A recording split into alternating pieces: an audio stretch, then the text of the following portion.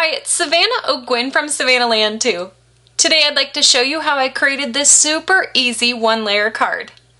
Now this easy technique is just coloring some vellum paper using Memento inks and ink potion number 9.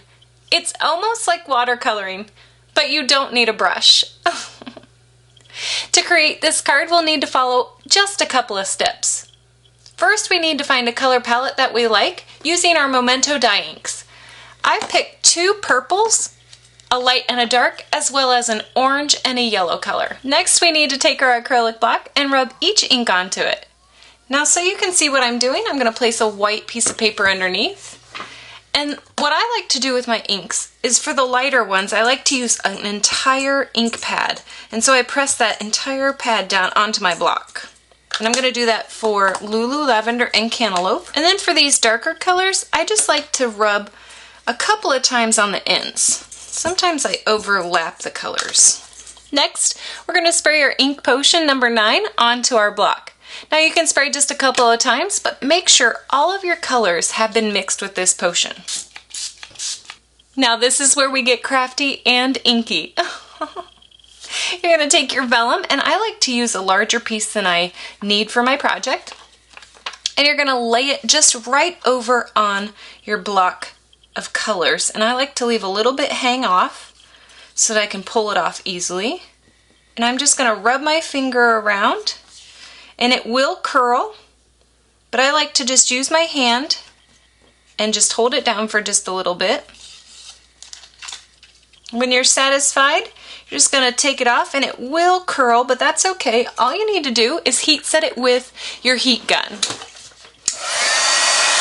Now I did say that your vellum will curl, and you can see that it has right here.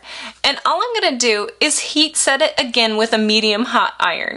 Now that I've heat set it with both my heat gun and my medium hot iron with no steam, now we can work on our card base and our sediments. Now for my card, all I've done is add some cardstock to the card base, and then I've stamped and embossed the sediment using Versamark ink and gold embossing powder. The larger sediment has been die cut using my Silhouette Cameo, and I'm going to attach it after I cut my vellum using just regular glue adhesive. And now we can assemble our card. It's super simple. Now actually, you can attach your vellum and sediment using several different adhesives. You could use your Xyron machine and make it a complete sticker. You could also use some foam tape, either clear or colored. Or you could just attach it using some regular glue adhesive like I have. And that's it. Coloring vellum using your Memento dye inks adds just the right amount of color and pop to your creations. Now for my original card, I did add a little bit of fireworks bamboo leaves right over here on the left-hand side. The pattern paper came with a couple of splatters on it, and I really liked how that looked, and I thought I'd make my own just by splattering and dabbing my fireworks on the side. Now the great thing about coloring vellum is that you can just rub ink right onto it. Now here's a card that I've created doing just that.